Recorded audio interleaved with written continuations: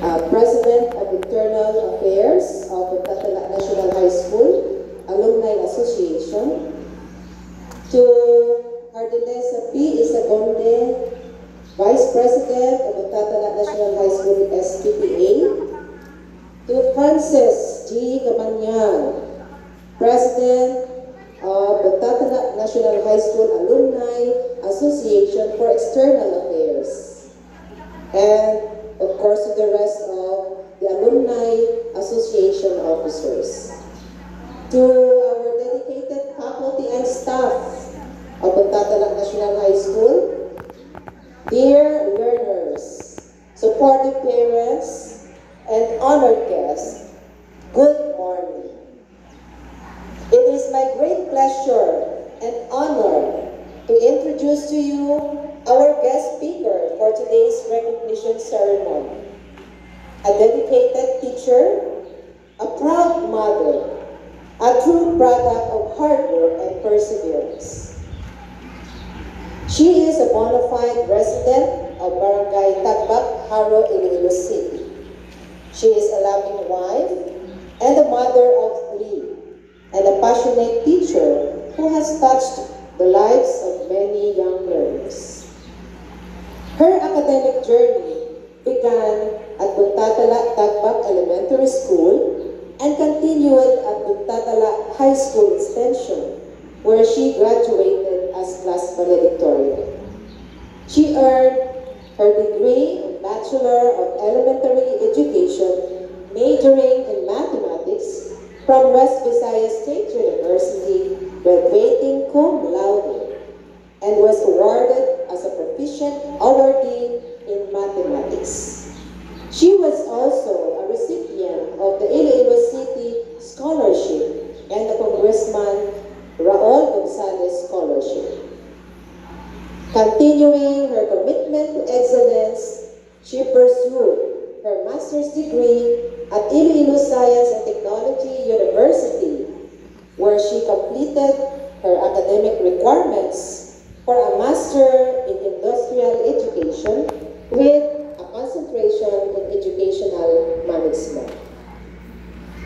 Her teaching journey is just as inspiring. From being a private school teacher at Harvester International Christian Academy, she went on to serve as a kinder and grade 2 teacher in various public schools since 2013.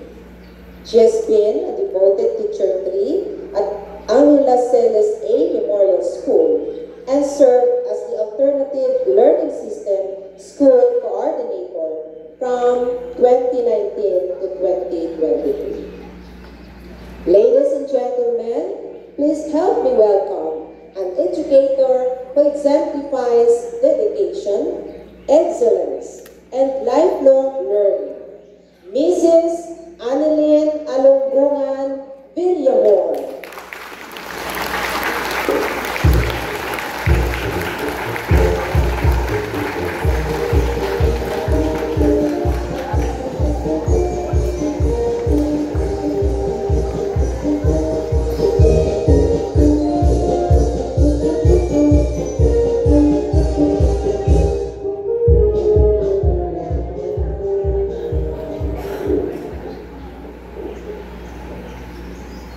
Thank you very much, Ma'am Agnes, for the kind introduction.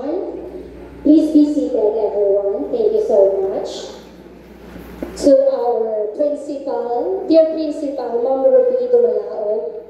Abini Ma'am Ruby, first time ko nagkagtudi. Ma'am Ruby, kaniga lang eskwela, akong dua ka boys.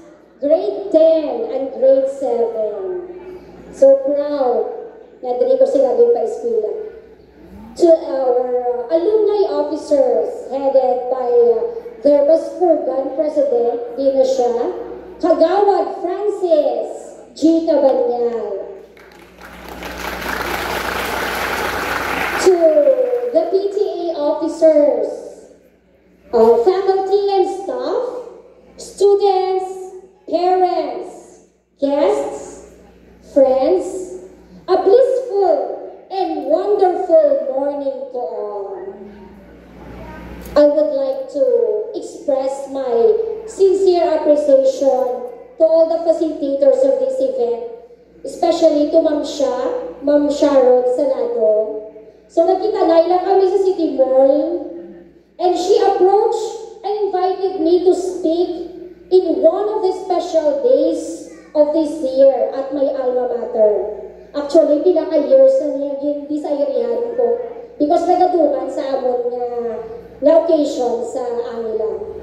So, here I stand today, and I believe that God has brought me here not only to deliver this speech, but to inspire each of you, hoping to our distinguished honor students, the moment you've all been eagerly awaiting has finally arrived. Today, we celebrate and recognize those of you who have dedicated yourselves not only to academics, but also to extracurricular pursuits.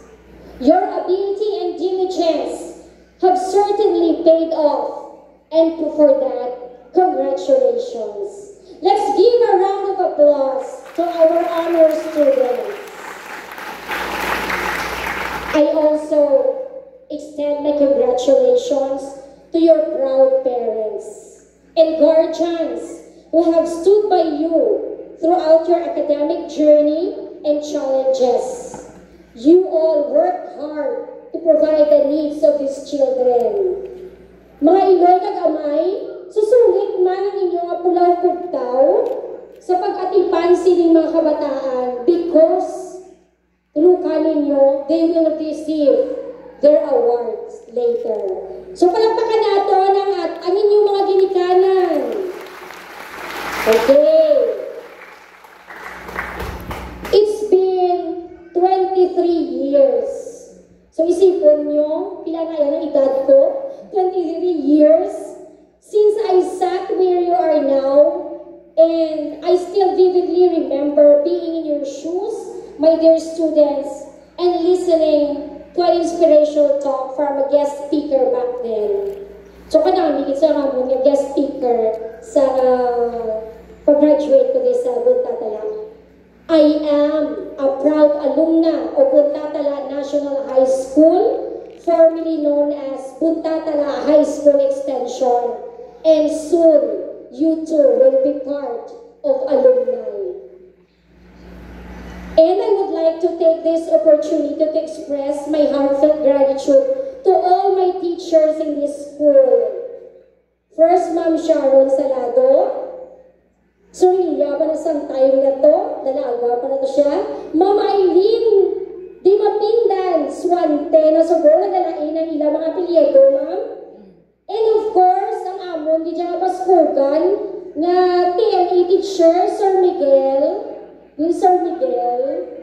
Ay, birthday ni Sir Miguel. Happy birthday, Sir Miguel. So sila na lang mamang nabilin na teachers ko, ma'am. Some have moved on to other institutions sa iba na school, and some have already passed away. So may they rest in peace. And others continue to selflessly dedicate themselves, not only sharing knowledge, but also inspiring and encouraging you to grow, learn, and become the best versions of yourselves. So this time, I would like to share some of my unforgettable experiences. Actually, kadamo sa mga naagyan ko diri sa Buntatala. Sometime nga ni Ma'am Ruby, ano ka na niya? Mahilapon ka na lang ni ang among sang una. So, when I was in 3rd year, actually, I really struggled with mathematics. So, siguro malang din, particularly with geometry. So, tanan ka muna ng aging geometry. Ang iban sa inyo siguro, 3rd year, 4th year. So, one time, I went home crying, as in gawibig siya. Di ba mangkot ko ni nanay, na ano ka? And I replied, Nay, nga, hindi ko yung kabalo sa math. Maski paligid-ligidon ko yung circle. Maski ang haboy ang circle, hindi ko yung kabalohaw. Makasubo, no? So, third year. So, ang hambali nanay sa akon, to ilang gig ba lang? Siyempre, sa time na to, hindi, pagit anak to, wala ko na yung may nabalaan sa muna. Pero ang support ni nanay sa ako, nabala niya ko nga, to ilang gig maayo, kay makabalo kagit sila. So, kapasalamat dito sa ako nga nanay. So, ang ginobra ko, gisulit-sulit ko basa ang ako nga notebooks, ang libro, and gapamangkot iti sa teacher kung hindi ko yakabalo. And gapamangkot ko sa mga classmates ko nga mga maalam. Pero wala ko gapamilog ha. Gapamangkot lang kung paano na i-solve. Okay. So sa mga nanay, so sa lagi ko sa mga nanay, because aragit sila, sa inyo subong aragit sila to guide and to help you overcome kung may mga nabudlayan man ka mo. So our parents know what's best for us. So be sure to listen to them and follow their guidance for your own good.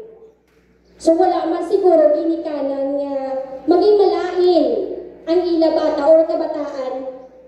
Kung sunduon nyo lang din sila, pirmi, maging maayo din ang inyong boss damlag. So going back to my story, after that, I put a lot of effort into my studies, especially in math. Doon talaga concentration sa math na lang git. And with so much determination and hard work, I passed the subject, especially geometry, with high grades. Hindi magkitamaan, hindi kataas, pero makita mo git, naging pangabutlayan ko git. And then, in my fourth year, syempre kami yung fourth year, graduating na, I truly enjoyed the learning process, as well as having fun with friends and participating in school activities. Ang hindi ko gidya malipatan na ang pahampang namon. Kaya grabe, ginadiyan basta pahampang 1 week na enjoyment, kaya grabe gidya amon effort para magdaog ang amon nga grade, nga team. So when the announcement of the honor students was made, I was both shocked and amazed, surprised to find out that I had made it to the top. Annilyn M. Alunggungan, ang pag-announce ni Sir John Abaygar. So kilala niyo mga Sir John. He was our advisor during that time. Annilyn M. Alunggungan, class valedictorian. Wow! Bongga! Diba? Bongga. So I cried, syempre, tears of joy. And I asked, syempre, ako yung gina-awardan, nagpapamangkot, nga, why me? Nga, ako yung sir, how? Nagpapamangkot, yung gina-question, yung gina-check mo maayo ko. Pero wala hindi aside. Sabat ni sir, hindi kaya how?